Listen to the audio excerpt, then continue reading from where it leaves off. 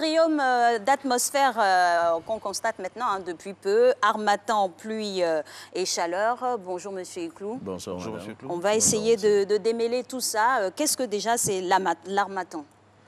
Bon, ce n'est pas encore l'harmattan au niveau du sud de la Côte d'Ivoire. L'harmattan a commencé au nord de la Côte d'Ivoire, mais les vents secs, dans leur mouvement, n'ont pas encore atteint le sud de la Côte d'Ivoire. Donc, on ne peut pas parler d'harmattan en ce moment pour les régions du sud, le long du littoral ivoirien. Voilà. OK. Alors, on a constaté, je trouve qu'il y a une très forte chaleur. On va parler des pluies tout à l'heure, mais il y a une il fait très chaud et de plus en plus tôt. À partir de 7h30, 7h45, 8h déjà, il fait très chaud le matin. C'est dû à quoi? Oui, la forte chaleur est liée à plusieurs phénomènes. Vous avez les masses d'air qui nous arrivent de la mer. Donc, les masses d'air océaniques sont des masses d'air qui vont renfermer beaucoup d'énergie à cause de l'inertie de l'eau. Donc, ces masses d'air, en se déplaçant sur le continent, vont apporter déjà tôt le matin des fortes chaleurs. Mais ce n'est pas le seul phénomène. Il y a aussi le rayonnement solaire. C'est un élément important concernant les valeurs de température que nous pouvons avoir au niveau de la Côte d'Ivoire. Et en plus de ces différents phénomènes, vous allez voir qu'il y a toujours un conflit entre les vents qui nous viennent des régions désertiques et les vents océaniques. Donc, c'est ce conflit-là qui va nous déterminer les saisons. Et ce conflit a commencé sur le nord de la Côte d'Ivoire. Il descend progressivement sur la région du centre et finira par atteindre le sud, probablement vers la fin du mois de décembre ou le début du mois de janvier. Parce que nous ne pouvons pas donner une limite nette entre deux saisons. Et vous avez la période qu'on va appeler l'intersaison. Donc, cette période sera la période de flottement entre une saison sèche et la saison humide. Donc, c'est ce qu'on peut avoir au niveau de la Côte d'Ivoire. Alors, on constate, vous avez parlé d'humidité, on constate qu'il y a des précipitations aussi. Pourquoi? Ces précipitations sont dues à un phénomène qu'on va appeler la brise côtière. Donc, cette brise va être due à la remontée des vents de mousson sur le continent. Donc, le soleil, en chauffant la terre, va permettre à la vapeur d'eau de se condenser. C'est vrai que la vapeur, on n'arrive pas à la voir, mais vous voyez les effets de cette vapeur. Le plus souvent, quand vous ouvrez une marmite qui est au feu, vous allez voir le phénomène de condensation, voilà, qui est lié à la vapeur qui se condense. Donc, c'est ce qu'on peut observer à l'œil. Et ce phénomène se déroulant dans nos régions vont permettre aux gouttelettes d'eau de se condenser. Donc, ces gouttelettes d'eau, en se condensant, vont nous donner des précipitations. Donc, les pluies que nous avons eues ces derniers jours sont liées à ce phénomène de brise côtière que nous avons au niveau de la Côte d'Ivoire. Alors, quelles sont les conséquences de tout ce dont on parle depuis le début, là, sur le climat, sur les biens des populations, tout ça? Parce que forcément, ça a une incidence. Oui, puisque le bouleversement climatique que nous connaissons a forcément des répercussions sur les activités humaines. Le plus souvent, comme la Côte d'Ivoire est un pays purement agricole, on peut parler des conséquences sur les cultures que nous avons. Donc, ces balancements peuvent engendrer, je dirais, des périodes de semis qui peuvent être décalées et autres.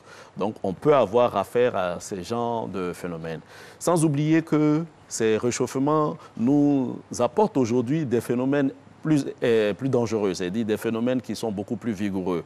Donc, ces phénomènes plus vigoureux peuvent nous donner de fortes précipitations et malheureusement des inondations ou des glissements de terrain et autres. Donc, ce sont ces différents facteurs que nous craignons lorsque nous avons de fortes précipitations de ce genre.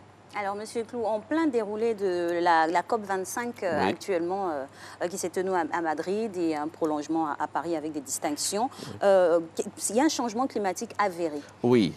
Les scientifiques, les experts du GIEC, c'est-à-dire on a un groupe international d'experts qui réunit des experts de différents pays qui s'est tenu et en fonction de tous les relevés qu'on a pu observer durant cette année, on s'est rendu compte que l'année 2019 est l'une des 3 années les plus chaudes que notre atmosphère ait pu connaître. Donc, devant cette situation, il était important pour les Nations Unies, à travers la COP, de sensibiliser les différentes populations, surtout sur les activités humaines.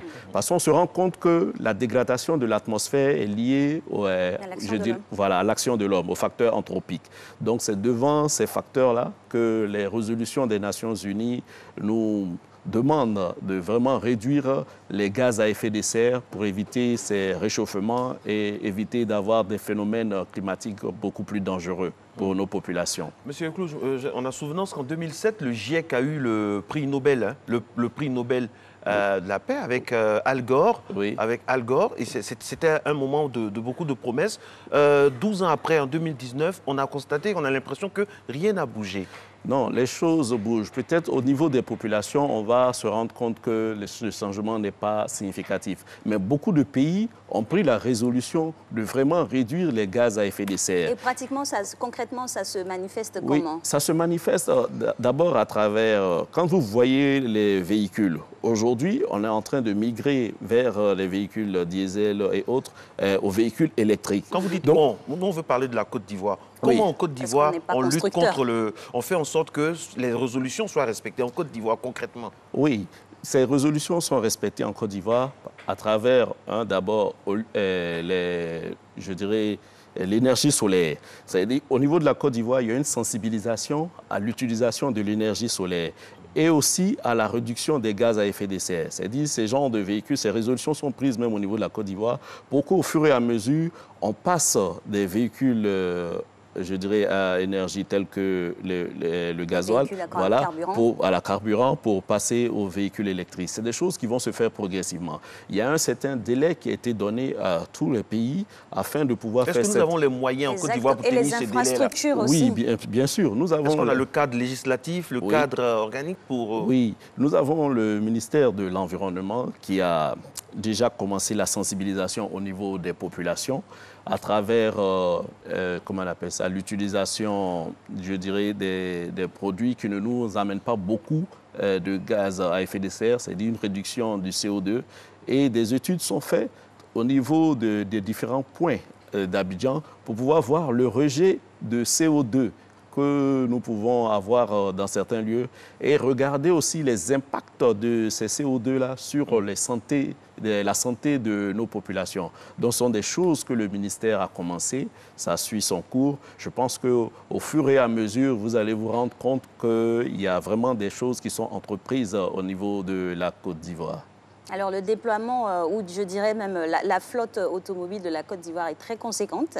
Et quand vous nous parlez de migrer maintenant vers l'électrique, il faut que ça se fasse aussi avec des infrastructures. Une voiture électrique, elle se recharge.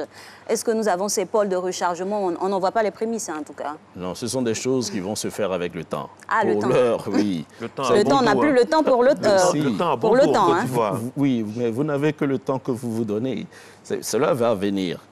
Vous savez, le développement, personne ne peut se mettre en marge du développement. Que nous le voulions ou non, nous serons obligés d'aller vers ce changement. Il y va de notre survie. Absolument. Donc, la Côte d'Ivoire a déjà commencé certaines résolutions. C'est vrai, peut-être que sur le terrain, vous ne vous rendez pas compte de ce qui est entrepris.